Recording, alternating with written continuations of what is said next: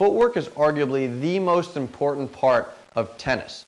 You can have the prettiest strokes on the planet, but it doesn't really matter if you can't move out to the tennis ball, set up, and then use those pretty strokes. If you can't move, you'll be too close to the ball sometimes, too far away.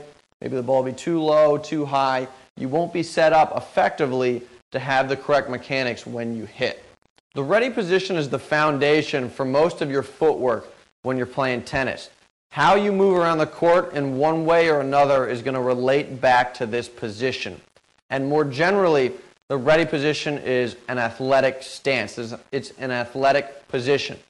My feet here are about shoulder width apart, maybe a little bit more. Knees slightly bent, weights on the balls of my feet, and I've got the tennis racket out in front of my body. My arms are relaxed, and I have the tennis racket angled up, and I'm watching the tennis ball.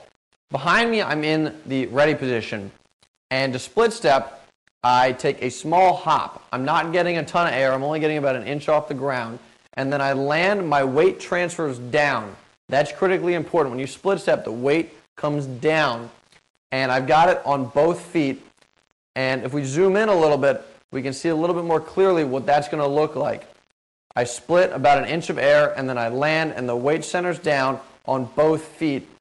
And the split step is going to allow you to be more explosive than you otherwise would be able to. You're going to move more quickly, more explosively towards the tennis ball if you split and have the weight come down than if you were just standing in the ready position. Because what the split step does is it acts as a natural spring. When you split and your weight comes down, each leg is now coiled up and you can push off it more explosively than you otherwise would be able to. Behind me, we've got Andre and I split screened, and we're rallying in these shots. So let's take a look at how we move, and specifically when we split when each of us is about to hit the ball.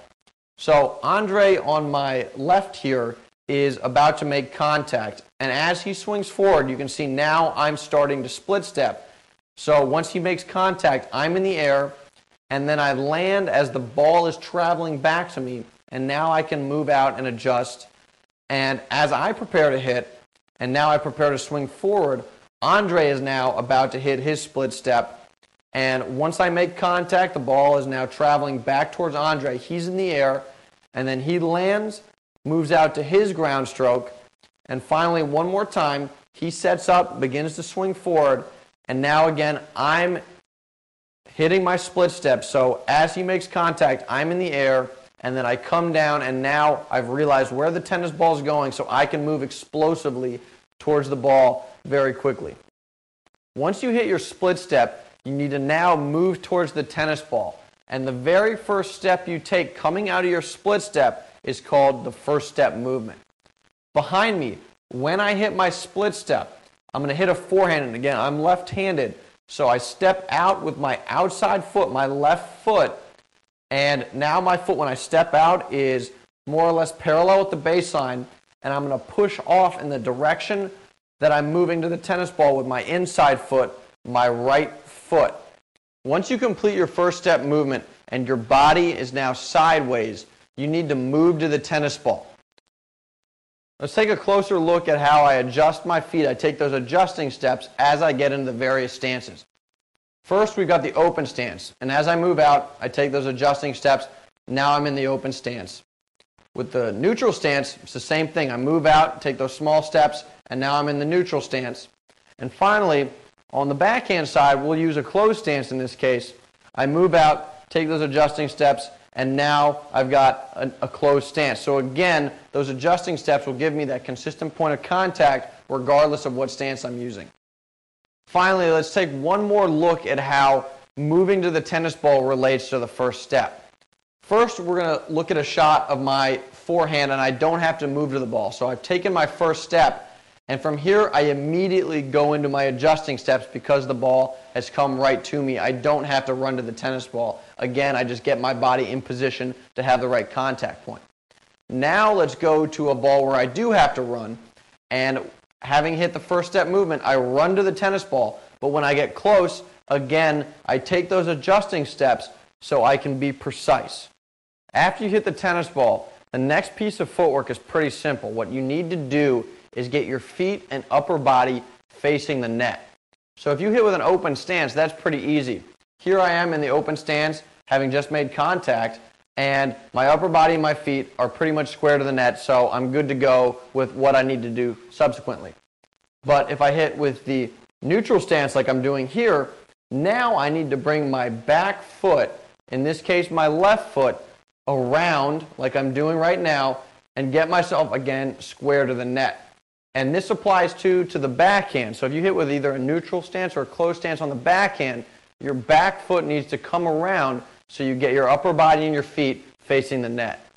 We're going to take a look at 3 ground strokes, 2 forehands and a closed stance backhand. And what you're going to see is that after I make contact, I get my upper body facing the net. So this first forehand here is going to be an open stance forehand.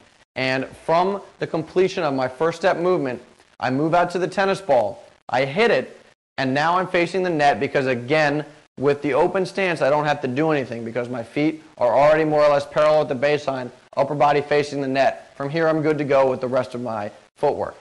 With the neutral stance now, from the first step movement, I move out, I hit, and now what happens is my back foot comes around to get my feet and my upper body square to the net. Finally, on the closed stance backhand, I move to the ball and I hit, and now I'm going to bring my back foot around, and finally, once again, I'm square to the net here, and from this point I can proceed with the rest of my footwork. Now that you've gotten your body facing the net, we're going to focus on how you recover back to the middle of the court. There are a couple ways you can recover back, and in this video we're going to take a look at the simplest one of those, which is called the side shuffle. What the side shuffle allows you to do is move in one direction but change directions very quickly. So in other words, I could be moving to my left but still go to my right very easily. To side shuffle behind me, now that my upper body is facing the net, to side shuffle back, I step out with my right foot and then bring my left foot in. My feet will never touch. And then I bring my right foot out again and my left foot back in. And I could do that forever if I wanted to. In the previous video, we talked about recovering back to the middle of the court using the side shuffle. And that's how you're going to want to recover back most of the time. But if you're pulled wide off the court, you need to use a little bit different footwork. It becomes more important to cover a lot of ground quickly so that you're not leaving too much of the other side of the court open. And there are a couple ways you can do that. The first way that we're going to focus on is called the cross step. So behind me, I hit a wide ball. So this is me shadowing a wide ball. And I'm going to get myself facing the net, my entire body, just like I would for any other shot. But then from this spot, I'm going to step across my right foot with my left foot. And that's the cross step right here. Let's watch it again. So I'm facing the net, and then I step across with my left foot. And that lets me cover a little bit more ground than the side shuffle would right after I hit the ball. There's another type of step you can take which is similar to the cross step, but it's a little bit different, and it lets you cover a little bit more ground. And it's called the run step. So having gotten my body facing the net in this particular clip, instead of stepping across with my left foot, now what I'm going to do is pretty much pretend to run back to the middle of the court. I'm going to take a run step with my left foot. My upper body turns to face the center of the court, and I take that one run step.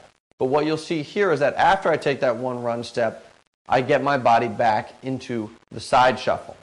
And with either the cross step or the run step, that's key. What you want to do is take either one cross step or one run step, and you need to be back in the side shuffle right before your opponent makes contact with the tennis ball. Again, like I had said in the side shuffle video, if you are running back to the middle of the court when your opponent hits, he can very easily wrong foot you. It's hard to change direction. So what you need to do is take that one cross step or that one run step, cover as much ground as you can, and then get back in the side shuffle before your opponent hits the ball so you can move back out to the side you were just at, move across the other side of the court, move up, move back, do whatever you need to do.